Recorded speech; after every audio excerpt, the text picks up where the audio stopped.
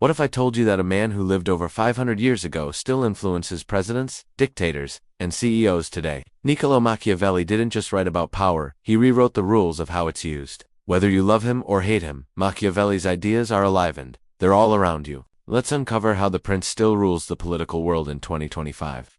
To truly understand why Niccolò Machiavelli's political theories still matter today, we have to start with the man himself, his life, his world, and what pushed him to write the book that would forever change political thought. Niccolò Machiavelli was born in Florence, Italy, in 1469. At that time, Italy wasn't a unified country like it is today. It was a patchwork of city-states: Florence, Milan, Venice, the Papal States, and Naples, constantly fighting for power, money, and influence. The political climate was chaotic and brutal. Assassinations, betrayals, and power grabs were just another Tuesday. It was in this harsh, unstable world that Machiavelli grew up, and it deeply shaped how he saw politics and power. He wasn't born into royalty or immense wealth. Machiavelli was a middle-class Florentine with a sharp mind and a deep love for learning. He studied the classics: Greek and Roman philosophy, history, and literature, and he had a strong admiration for the Roman Republic. But he wasn't just a thinker locked in a library. By the time he was in his late 20s, he was appointed to a high-ranking diplomatic position in Florence's government. This was where he got a front-row seat to the brutal game of politics. For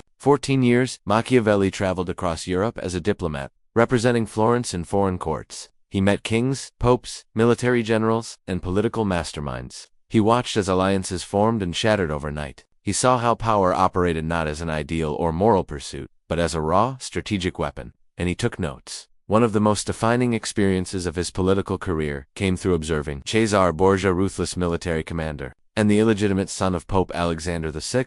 Borgia was cunning, fearless, and utterly ruthless. He used deception, fear, and swift violence to maintain control of his territories. And Machiavelli, he was impressed. In The Prince, Machiavelli would later use Borgia as a model ruler, someone who knew how to secure power and keep it, no matter what. But we'll come back to that. Everything changed for Machiavelli in 1512. The powerful Medici family, who had been exiled for years, returned to Florence and overthrew the government Machiavelli served. He was accused of conspiring against them, tortured, and thrown in prison. After his release, he was exiled from politics entirely, cut off from power, and forced to live a quiet life in the countryside. Machiavelli was bitter, but he wasn't finished. In exile, he turned to writing. He poured everything he had learned about politics, every betrayal he had seen, every trick used by rulers, every lesson from the ancient world into a single book, The Prince. But The Prince wasn't a typical book about politics. It didn't speak about how rulers should behave. It talked about how they do behave.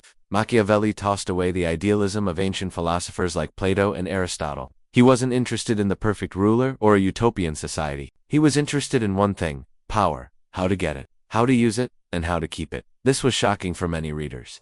In a world dominated by religious values and moral teachings, Machiavelli's advice sounded cold, even evil. He argued that sometimes rulers must lie, deceive, manipulate, and even kill if it means protecting their power or the state. To many, he sounded like the devil himself.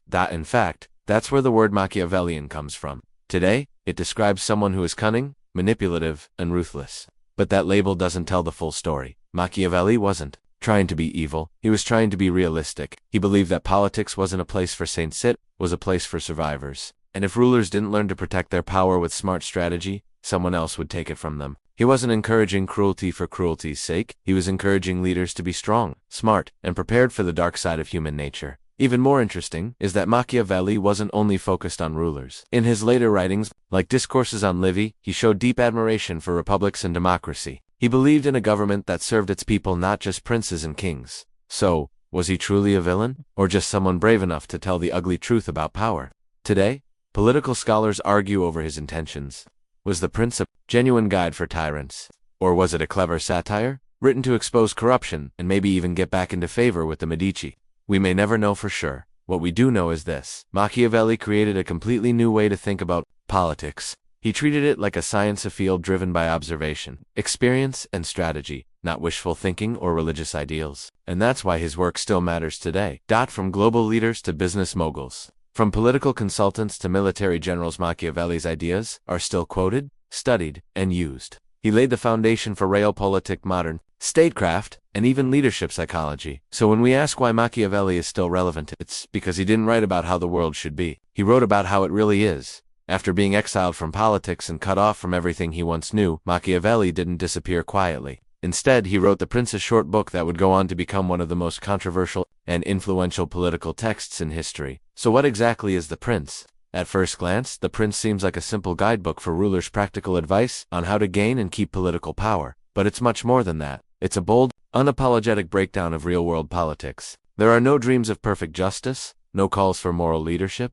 Instead, Machiavelli strips away illusions and shows politics as it truly is: raw, ruthless, and driven by results. Unlike other philosophers of his time, Machiavelli wasn't concerned with what an ideal ruler should do. He focused on what an effective ruler must do, and that's what shocked so many people. The Prince offered brutal honesty in a world full of polite lies. One of the book's central messages is this: the ends justify the means. That phrase alone tells you everything about the tone of the book. Machiavelli argued that a ruler's success should be measured not by his intentions, but by his outcomes. If a leader lies, cheats, or even kills but creates a strong, stable state, then his actions are justified. It doesn't matter how good a ruler is in his heart. What matters is how well he holds on to power and protects the state. Let's look at some of the book's most important ideas. Better to be feared than loved. If you can't be both, Machiavelli famously wrote that if a ruler must choose, it's safer to be feared than loved. Why? Because love is fragile. It depends on the emotions of others.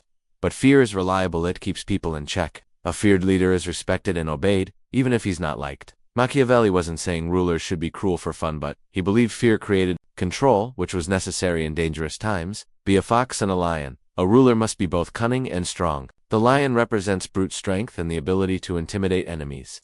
The fox symbolizes cleverness, trickery, and the ability to avoid traps. Machiavelli said a successful leader needs both qualities. If you rely only on strength, you'll be tricked. If you rely only on cleverness, you'll be crushed. A prince must know when to fight and when to deceive. Appearances matter more than reality. In The Prince, Machiavelli emphasizes the importance of image. He said that most people judge by what they see, not what's real. So a ruler doesn't have to be truly virtuous, he just has to appear virtuous. He must look merciful, honest, religious, and kind, even if he acts the opposite behind closed doors. Perception is a weapon, and Machiavelli urged rulers to master it. The importance of military strength. Machiavelli believed a ruler should always be prepared for war. He said that having your own military forces is essential to staying in power. Depending on others for protection is a sign of weakness. In his view, a strong military isn't just about defense, it's about sending a message. I am ready. I am strong. I can rule. Fortune controls half of our actions, but we control the rest. Machiavelli didn't deny that luck, fate, or fortune play a role in politics, but he said smart rulers can prepare for bad luck by being bold, adaptable, and prepared. Think of fortune as a wild river. You can't stop the river, but you can build walls, guide its flow, or ride the current. Passive leaders blame fate. Strong leaders prepare for it. Now, here's what makes The Prince even more fascinating. It wasn't written for the public. It was written as a gift to the Medici family. Yes, the same powerful dynasty that had once exiled him. Machiavelli was trying to win their favor and get back into politics. Ironically, the Medici family largely ignored the book, but the world didn't. Over the next few centuries, The Prince was banned by the Catholic Church. It was called evil, dangerous, even satanic. But despite the criticism, more maybe because of it, the book spread like wildfire. Leaders across Europe read it in secret. Revolutionaries studied it. Dictators followed it. And even today, you'll find it on the bookshelves of political strategists, military leaders, and CEOs. So why has The Prince endured for so long? Because Machiavelli didn't just describe how to rule a kingdom. He described how to manage people, power, and survival in a hostile world. His insights apply not just to ancient princes, but to modern politics, international relations, corporate, boardrooms, and everyday leadership. Whether you agree with his ideas or not, Machiavelli forced the world to ask a hard question. Is it better to be good or to be effective? And in the brutal world of politics, that question still matters. Few quotes in history have stirred more debate than Machiavelli's bold claim: it is much safer to be feared than loved. If you must choose between the two, it sounds cold, ruthless, even cruel. But before you judge, let's dig deeper into what Machiavelli meant, why he said it, and how this idea still shapes leadership and power today. Understanding the quote in context, Machiavelli wasn't just being dramatic. He was making a point about human nature. He believed people are unpredictable, selfish, and quick to abandon you when things go wrong unless they fear the consequences of doing so. According to Machiavelli, love is based on loyalty and emotion, but fear is based on control. Love can fade. Feelings can change, but fear, if used smartly, creates stability and respect. A ruler who depends solely on love will eventually be betrayed because people love conditionally. But people obey those they fear, especially when that fear is tied to consequences. But he also gave a warning. Machiavelli never said, be cruel all the time. In fact, he clearly warned rulers not to be hated. Fear is useful, but hatred is dangerous. A prince must walk a fine line. He wrote, a prince must make himself feared in such a way that, if he does not gain love, he at least avoids hatred. In other words, rule with strength, but not with cruelty for cruelty's sake. Punish when needed, but don't harm without reason. Keep your people in check, but don't give them reason to rebel. Be strict but be smart about it. Why Machiavelli believed fear was more reliable than love. To Machiavelli, the goal of a ruler was to maintain order, control, and the survival of the state no matter the cost. He believed human beings are self-interested, fickle, easily influenced by their own needs, more likely to break promises when it's convenient. If love was the only tool a ruler used, it wouldn't last. People might love a leader one day, don't turn against him the next if they don't get what they want. But fear, when properly used, creates predictable behavior. Think of it this way. People may want to follow a leader they love, but they have to follow a leader they fear. And in a world where kingdoms could fall overnight, Machiavelli thought that kind of control was essential. How this principle applies today, you might think. Machiavelli's idea belongs in the past, but look around. His idea is still alive in leadership, business, politics, and even pop culture. Authoritarian leaders across history have built regimes around fear. From Stalin to Kim Jong-un, they've maintained power by making rebellion unthinkable. In corporate leadership, some CEOs rule with an iron fist, enforcing strict control to maintain order and productivity. Fear of job loss, demotion, or humiliation drives many workers more than company loyalty ever could. Even in military strategy, fear is used to deter attacks. Nations build weapons not to be loved, but to be feared. That fear, in turn, creates peace through deterrence. Think about pop culture examples. Characters like Tywin Lannister, Game of Thrones, Frank Underwood, House of Cards, and Gustavo Effering, Breaking Bad, all understand Machiavelli's rule. They lead with calculated fear, not warmth, and they stay in power because of it. Is Machiavelli too cynical? Critics argue that this kind of thinking justifies tyranny and abuse. They say it leads to cold-hearted leadership and a society ruled by fear rather than trust.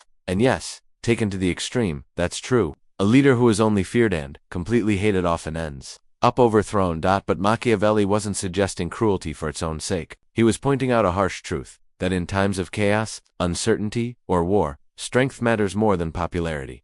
Imagine a leader during a crisis, an invasion, a pandemic, or economic collapse. Would you want a kind but indecisive leader, or one who takes bold, firm action, even if it means making unpopular choices? Machiavelli would say, choose the one people fear to disobey. Fear versus love. False choice. Here's the twist. Machiavelli said, if you can have both fear and love, that's ideal. The truly skilled ruler is both respected and admired. But if you must choose between the two, fear is the safer bet. He wasn't promoting hatred or violence. He was promoting effective leadership in a world where enemies are everywhere. Betrayal is common, and weakness can be fatal. How to use this in modern leadership without becoming a tyrant in today's world, especially in democratic and business settings? Fear doesn't have to mean threats or cruelty. It can mean setting clear boundaries, holding people accountable, showing you won't tolerate disloyalty or failure, leading with decisiveness and strength. People respect leaders who take action, enforce discipline, and stay true to their mission even if it makes them unpopular. That's the modern version of Machiavellian fear. Final thought: Machiavelli didn't hate love. He simply didn't trust it as a foundation for power. Love is optional. Fear is insurance, and in his world, and often in ours, that can mean the difference between ruling and being ruled. More than 500 years after Niccolò Machiavelli wrote The Prince, his ideas still echo in the halls of power around the world. In fact, the word Machiavellian has become part of our everyday language, used to describe leaders, politicians, and even co-workers who are cunning, manipulative, and ruthless. But what does Machiavellianism actually look like in modern politics? And how has Machiavelli's advice survived the test of time in democracies, dictatorships, and everything in between? Let's break it down. Machiavellianism isn't just a historical reference. It's a recognized psychological trait, a part of what psychologists call the dark triad of personality. Along with narcissism and psychopathy, a Machiavellian personality is one that's strategic, manipulative, deceptive, calculating, unconcerned with morality. In other words, a Machiavellian doesn't ask, is this right? They ask, will this work? They lie when needed. They flatter when useful. They betray when it's smart. And they see power not as a responsibility, but as a weapon. Sound familiar? How politicians use Machiavellian tactics today. Ideas were originally written for monarchs and princes, but in today's democratic and media-driven world, his principles have evolved. Here's how they show up in modern leadership. Controlling public image. Machiavelli wrote, it is not necessary for a prince to have all the good qualities, but it is very necessary to appear to have them. This is the foundation of modern political branding.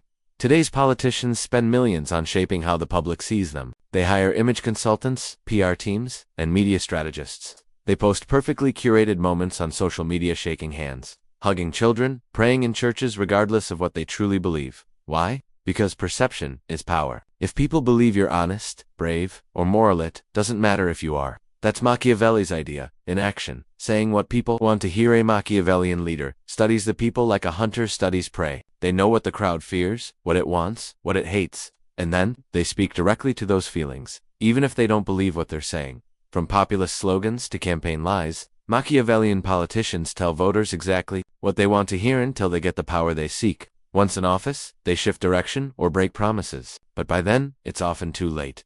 Dividing and distracting. One of the oldest Machiavellian strategies is to divide your enemies, or better yet, divide the people. Keep them fighting each other so they don't unite against you. In modern politics, this looks like spreading misinformation, creating culture wars, blaming outside groups, immigrants, elites, other countries, distracting the public with scandals or emotional topics. When people are angry, divided, or scared, they're easier to manipulate. This is why many leaders fuel chaos. It keeps them in control, using fear as a tool. As Machiavelli famously said, "It is safer to be feared than loved." Modern leaders apply this by threatening rivals, silencing critics, creating laws that limit opposition, using police or military force to stay in power. Authoritarian regimes use fear directly, but even in democracies, fear is often used subtly through media, speeches, or policy to keep the public in line.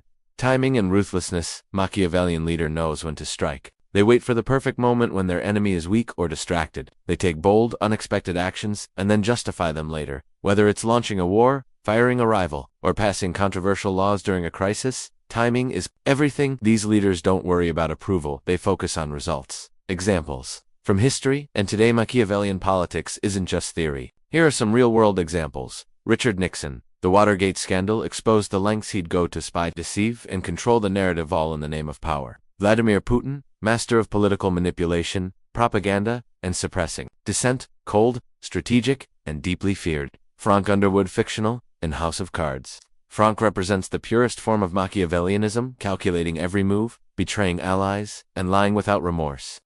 Even democratic leaders sometimes use Machiavellian tactics, especially when the stakes are high. The difference is whether they stay within the rules or rewrite them. Is Machiavellianism always bad? Not necessarily. Some argue that a little. Machiavellianism can be useful. After all, leadership often requires tough decisions. A good leader needs strategy, self-control, and sometimes even deception to handle enemies, crises, and war. But when a leader becomes only Machiavellian, when they abandon values, trust, and ethics completely, they become dangerous. That's when democracies fall and tyrannies rise. Final thought. Know the game. Don't be played. Machiavelli didn't create political manipulation. He exposed it. Whether you admire him or hate him, his insights help us understand the hidden game behind politics. And in a world where lies can win elections and charm can cover corruption, we must ask, are we following leaders who lead with integrity, or those who simply appear strong? Because today, more than ever, the most dangerous leaders are the ones who read The Prince and took it as a playbook. Few political phrases are as infamous or as misunderstood as this one: the ends justify the means. Though Machiavelli never wrote those exact words in The Prince, this idea is the heart of his philosophy, and it's one of the most debated ideas in political history. But what does it really mean, and why does it still shape the way leaders, governments, and even everyday people make decisions today? What does it mean when someone says the ends justify the means? They mean, if the final goal is important enough, it doesn't matter how you achieve it. In other words, if lying gets you elected, it's okay. If hurting some people creates peace for many, it's worth it. If cheating avoids war, then cheat. If killing one man saves a nation, then kill. To Machiavelli, the result, stability, order, power, was more important than how a ruler got there. Ethics, morals, those were optional. Success was what counted. Why did Machiavelli believe this? Machiavelli lived in a brutal world. Italy in the 1500s was torn apart by war, betrayal, invasions, and political assassinations. Princes were overthrown, cities were burned, families were wiped out. In that chaos, Machiavelli saw good people lose and ruthless men win. So he asked himself a question that few dared to ask: if a leader lies, cheats, or kills, but brings peace and order, isn't that better than a weak leader who is kind but loses everything? To him, survival was the highest moral duty of any ruler. If a prince had to do terrible things to protect his people or his power, so be it. The world wasn't fair, so why should politics be? Why this idea is so controversial on the surface? It sounds reasonable, especially in extreme situations. But critics of Machiavelli point out how dangerous this thinking becomes when taken too far. Because if any action can be justified by a greater good, who decides what that good is? What stops a leader from doing anything they want? What happens to justice, law, and human rights? Many dictators throughout history have used Machiavellian logic to excuse their crimes. They claim they were doing it for the country, or for peace, or for the people, while silencing, jailing, or killing anyone who got in their way. Modern examples of ends justify the means. Thinking here are just a few real-world examples where this logic is used. Government surveillance. Some argue spying on citizens is necessary to stop terrorism. Is violating privacy okay if it saves lives? War decisions. When governments bomb enemy cities or use drone strikes that cause civilian deaths do the ends ending a war, stopping a terrorist justify the cost. Election lies. Politicians often make promises they know they can't keep because they think winning will allow them to do some good later. Corporate behavior. Some CEOs fire thousands of workers to keep a company alive. The workers suffer but the business survives. In each case, leaders choose a bad method because they believe it's necessary to reach a good goal. The moral dilemma. This is where the real tension lies. Can evil actions ever be moral if they serve a higher purpose? Machiavelli would say, yes, if it keeps the state strong, but many philosophers, religious leaders, and human rights defenders say, no, because once you cross that line, you lose your soul. Here's the danger. If people always excuse bad behavior because of good goals, then anything becomes possible. Corruption, torture, murder, oppression, and eventually, the very good you claimed to be fighting for disappears. How good leaders handle this doctrine. Interestingly, even good leaders sometimes face situations where they have to choose between two bad options. That's called the moral gray area. Great leaders don't just ask, what result do I want? They ask, can I achieve it without betraying my values? If a leader must choose a dark path, they do it with heavy responsibility. With joy, they don't justify every lie or cruelty. They wrestle with it, they feel its weight. And that's the difference between a Machiavellian ruler and a moral one. Flipping the question, what if we turn the phrase around? Do the means justify the ends? That would mean even if your methods are honest, kind, and just, if the result is failure, does it still matter? Machiavelli would say no, but others argue yes. This is the heart of political philosophy, and the reason the prince still sparks debate centuries later. Final thought: the ends justify the means is not just a political idea. It's a question we all face. Do I lie to protect someone I love? Do I cheat a little to pass a big exam? Do I betray one friend to save many others? Machiavelli didn't tell us to be evil. He told us to be realistic. But realism without ethics, that's a recipe for tyranny. So the real challenge isn't to reject Machiavelli's idea blindly but to understand it, question it, and decide where we draw the line, because power may win kingdoms, but only wisdom can hold them. In The Prince, Niccolò Machiavelli asked a question that every leader, past, present, and future must face: is success in leadership based more on skill or luck? He explored this by discussing two key ideas: virtù, not virtue, as we think of it today, and fortuna, fortune or luck. These two forces, he argued, are at the center of every ruler's rise or fall. Let's explore what Machiavelli meant, and why his answer still matters today. What is virtù? Take Machiavelli. Virtù doesn't mean kindness, honesty, or morality. In his world, virtù was a mix of strength, courage, skill, boldness, strategic thinking, willingness to act decisively then ruthlessly when needed. A leader with virtù shapes the world around them. They don't sit back and hope, they fight, plan, and adapt. They bend events to their will. Don't think of virtù as controlled power, or the fire that burns in a capable leader's chest. Machiavelli believed that the greatest leaders in history, like Alexander the Great or Julius Caesar, had high virtù. They saw chances others missed, and they had the guts to act, no matter the risk. What is fortuna? Now imagine a wild river in full flood, crashing through towns, ripping up trees, washing away everything in its path. That, to Machiavelli, is fortuna. Look, fate, chance. It's unpredictable. It can lift a weak man to power, or crush a brilliant ruler overnight. Fortuna includes natural disasters, war outbreaks, betrayals, economic/crashes, being born in the right or wrong time. No leader can fully control fortune. It can help you or hurt you, and it's rarely fair. So which one matters more? Machiavelli famously said that fortune controls about half of what happens to us. The other half? That's up to our virtù. He compared it to a river. Yes, a flood is beyond your control, but a smart leader builds dams, walls, and drainage ahead of time to reduce the damage. In other words, you can't control the storm, but you can prepare for it. How great leaders use virtù against fortune. Let's take some examples from history and modern politics. Abraham Lincoln faced a divided country. His rise wasn't lucky, it was filled with failure, loss, and fierce opposition. But his VRTC's persistence, intelligence, and moral clarity allowed him to steer the U.S. through its darkest hour. Winston Churchill wasn't the favorite to lead Britain, but when World War II broke out, fortuna, he seized the moment. His speeches, vision, and courage became the Virtù that saved a nation. Elon Musk, though controversial, shows Virtù in modern business. Despite failure after failure, he kept pushing risky ideas like electric cars and space travel, wild dreams into real power. These leaders didn't control fortune, but they responded with power, clarity, and courage. What happens when leaders rely only on fortune? Some rulers come to power through luck, inherited power, being in the right place at the right time, riding a wave of public emotion. But Mac warned, if you rise through luck alone, and you lack Virtù, you won't last, because fortune always changes. And when it does, you need strength and wisdom to survive, he wrote. Princes who have become rulers by luck alone find it easy to rise, but difficult to stay in power. Virtù without fortuna, still powerful on the other hand. Some leaders have great skills but bad luck. They face wars, economic collapse, or betrayal, yet they still manage to survive or leave behind a legacy. Why? Because Virtù helps them adapt. They change their strategies. They take bold action. They turn enemies into allies. They rebuild from failure. Machiavelli admired these leaders most of all not because they never lost, but because they kept fighting, even when fortune turned against them. What does this mean for us today? This idea isn't just for kings or presidents.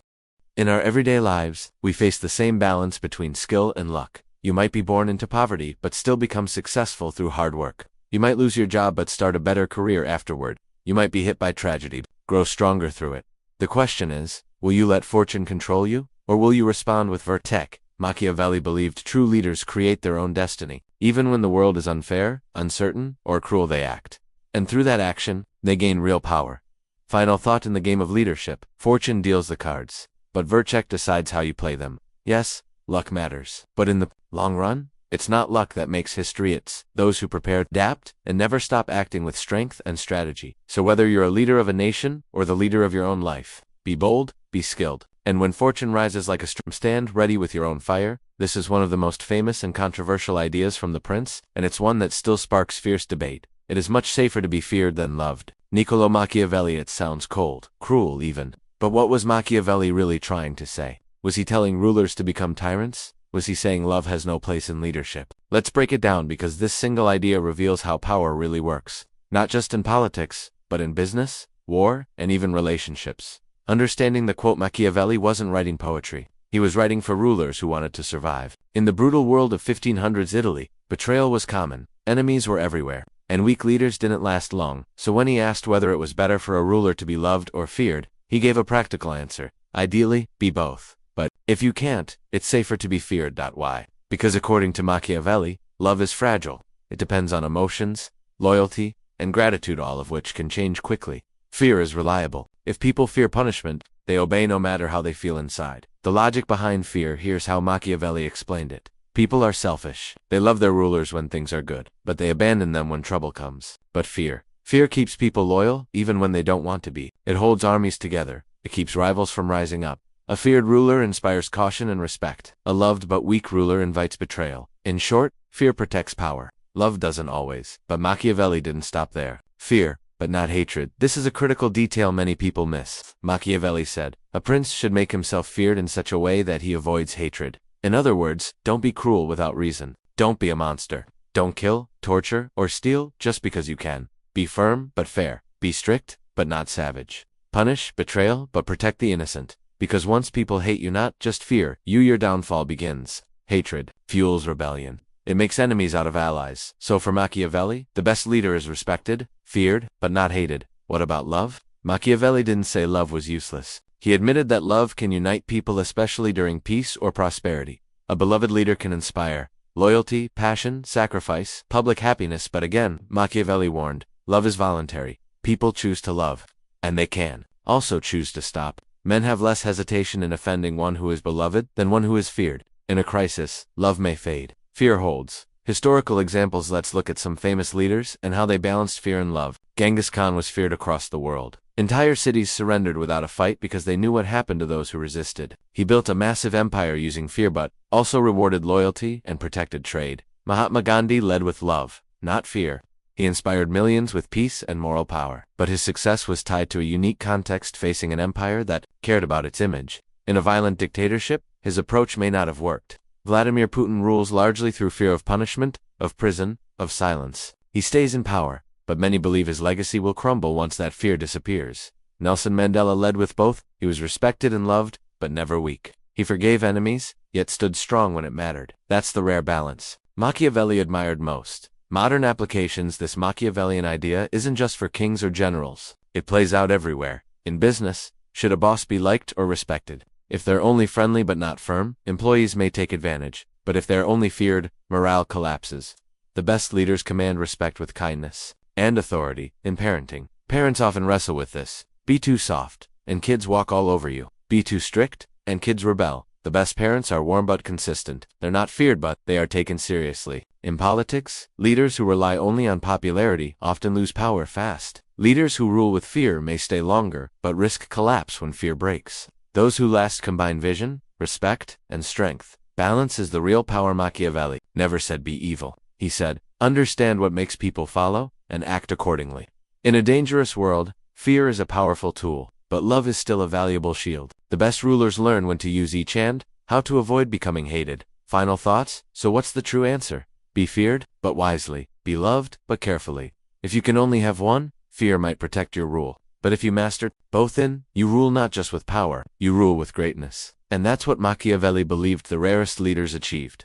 Over 500 years have passed since Niccolò Machiavelli wrote The Prince, and yet his name is still alive in politics, media, war rooms, classrooms, and boardrooms. Why? Why does a man from Renaissance Italy still speak to presidents, CEOs, soldiers, rebels, and everyday people? Because Machiavelli wasn't just writing for his time, he was writing for all time. Let's explore why Machiavelli still matters today, and why The Prince continues to challenge, disturb, and awaken minds around the world. He exposed the truth about power before Machiavelli. Political writing was full of idealism. Books told rulers to be good, honest, generous, and just. They described how leaders should behave, but ignored how they really did. Machiavelli changed everything. He said, forget what should be, look at what is. He wrote about how power is really gained and really kept. Through fear, through deception, through force, through bold, sometimes brutal decisions. Was it ugly? Yes. But was it honest? Absolutely. Machiavelli tore off the mask. He forced us to face the reality behind the curtain, and once you see it, you never look at politics the same way again. His ideas explain modern politics today. Look around the world. Leaders stage fake elections to stay in power. Politicians make promises they know they won't keep. Enemies are labeled as traitors. Peace is maintained through surveillance and silence. Good people lose, and ruthless people rise. Sound familiar? That's the world Machiavelli described. In a time of misinformation, power grabs, social control, and war, his insights feel more relevant than ever. He predicted the patterns. He explained the tools. He warned about the dangers. Whether you agree with him or not, he helps you see what's really happening. He makes you think deeper about ethics at first. Machiavelli may sound evil, cold, heartless, but he wasn't celebrating cruelty. He was asking a hard question. Is it better to be good, or to win? And what if being good causes more suffering in the end? Those are not easy questions. They challenge our sense of morality. They force us to ask, what would I do? If I had power, what would I sacrifice to protect my people? When do my values bend under pressure? Machiavelli teaches political realism, but he also forces us to reflect. What kind of leader do we want to be? What kind of world do we want to build? His lessons apply beyond politics. Ideas don't just belong in governments, they apply to business. A CEO must sometimes fire people to save the company. Is it cruel or necessary? War. A general might use deception to win a battle and end a war faster. Is that ethical? Relationships? Do people respect kindness, or do they take advantage of it? Negotiations? Is it better to reveal your true position, or bluff to gain leverage? Every day, we all face some version of the Machiavellian dilemma. That's why his writing never dies. Because as long as humans compete, lead, and survive, his ideas will live on. He showed that leadership isn't clean. Leadership isn't about speeches and smiles. It's about choices, often between bad and worse. Machiavelli said, sometimes a leader must do evil to protect the greater good. You may disagree, but think about it. If lying saves lives, is it justified? If spying stops a terrorist, is it right? If killing one man ends a war, is it worth it? Machiavelli forces us to see the cost of power, not just the rewards. And that kind of thinking builds mature leaders, not blind followers. He forces us to choose power or principle. In the end, Machiavelli leaves us with a hard truth. You can choose to live by high principles, but don't be surprised when someone who doesn't takes everything from you. That's the dark core of The Prince. It's not a book about how to be good. It's a book about how to survive. But in reading it, we also gain something priceless. The ability to see power clearly, to prepare, to decide, do we want to win at all costs? Or do we want to live by values, even if it means losing? That is the final choice Machiavelli forces us to make. Final words. So why does Machiavelli still matter? Because every generation must answer the same ancient questions. How do we lead? How do we survive? What are we willing to sacrifice to protect what we love? And when the world is dark, do we become darker? Or do we light a candle? Whether you admire Machiavelli or fear him, one thing is clear. He saw the truth behind power and dared to write it down. And that's why, even today, his voice still echoes through every palace, parliament, protest, and battlefield. Machiavelli didn't just write a book. He wrote a mirror, dared us to look inside. Niccolò Machiavelli didn't just write about power, he revealed its raw, unfiltered truth. His words echo through the speeches of presidents, the deals of billionaires, and the battles for influence. So next time you hear a leader speak or see a power move on the global stage, ask yourself, is this Machiavelli, speaking from the shadows of history? If you found this breakdown eye-opening, make sure to like, comment, and subscribe. Power may corrupt, but knowledge empowers.